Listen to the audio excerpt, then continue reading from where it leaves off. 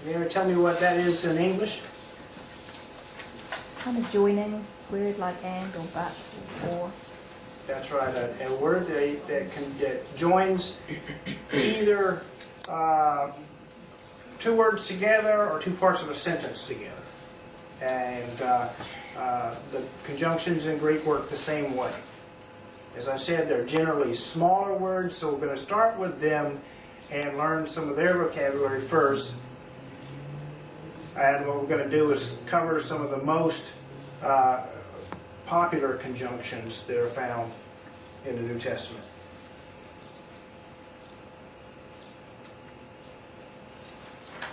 What I want you to do is in your handout you have the English.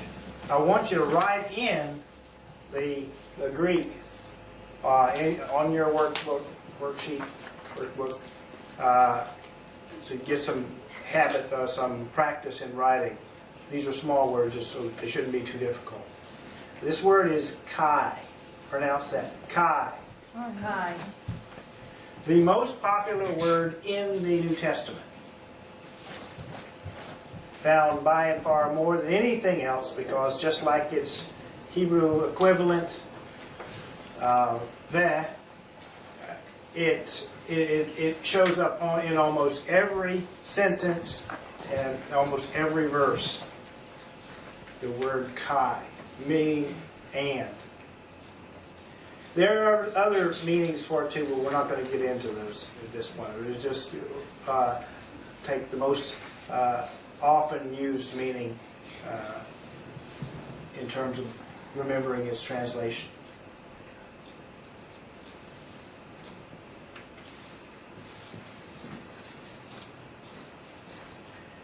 Give you an example of the word kai in operation. In Matthew 9, verse 10, we read this: Jesus and the disciples. Okay? So we'll take a look at what that looks like in Greek. Iesu kai tois mathetais. The kai then, again, connecting two nouns. In this case, two proper nouns, the name Jesus and the noun the disciples. This would be the word the in this case, and the word disciples, mathetais.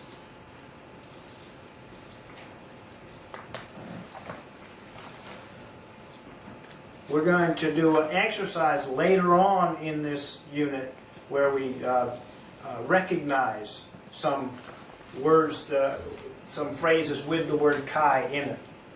It's the most popular, so it's something you definitely need to know if you're going to read Greek. We'll move on now to some of the other conjunctions. Another popular conjunction is the word de. Now, de can also mean and, but it also and usually means but. It contrasts two nouns instead of connects them together. And so here we have the word de. Pronounce that. De. De. Don't pronounce it de. Okay? But de is, and this again, it shows up lots of places in the New Testament. Very popular word.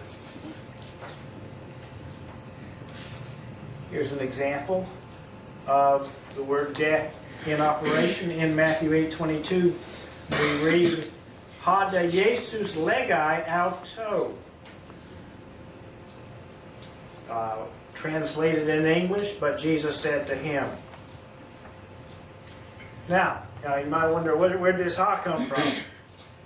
The word order is not usually in the same place in Greek as it is in English. Also, there are some conjunctions, and de is one of them, that for some reason cannot appear at the beginning of a sentence. They have to be at least the second word in the sentence.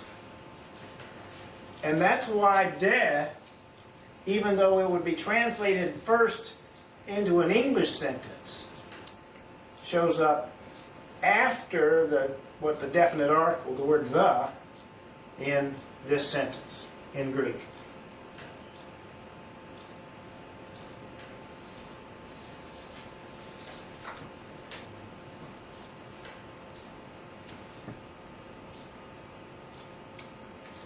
Okay, the next word is the word, now this one is a good example as well of the rough breathing mark.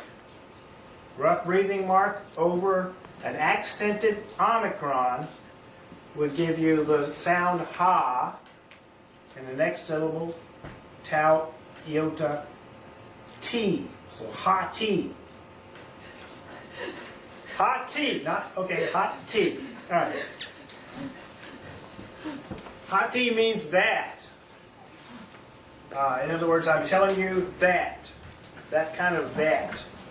All right? That's the word hot tea in Greek. Not like that thing. Not like that thing. That would be a different word, that.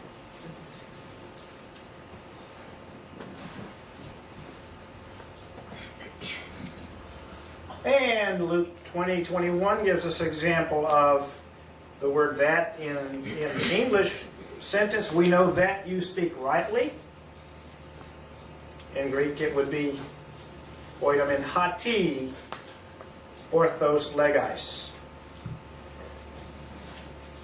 And I lost all of my rough breathing marks on that sentence in my font, so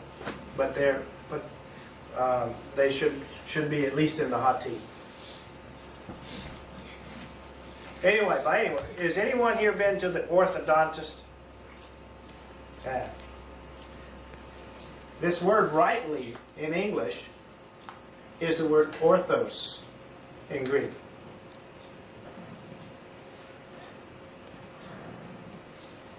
So it's to put your teeth right? Yeah. I assume something like that. To correct or straighten. So, And that's also where we get the word orthodox. yes. That's a combination of the Greek words orthos and doxa, which means praise. Right praise, orthodox.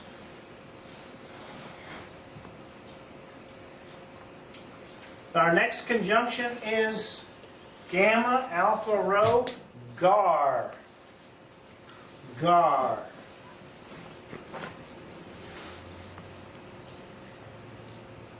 Gar means for. So the word for there is gar. It's another one that appears lots of places, especially in the epistles. Lots of sentences which tell us this, this is done for this. Gar. An example from the Gospels, Matthew 1:21, for he will save his people. And you will notice that in the Greek, this is another example of one of those, what's called a post-positive conjunction. It appears after, okay, well I didn't include it I didn't include the word it came after, but it does appear after other words. But here are the words for gar, and in Sosai he will say, Tanma on the people, out to of him. He will save his people.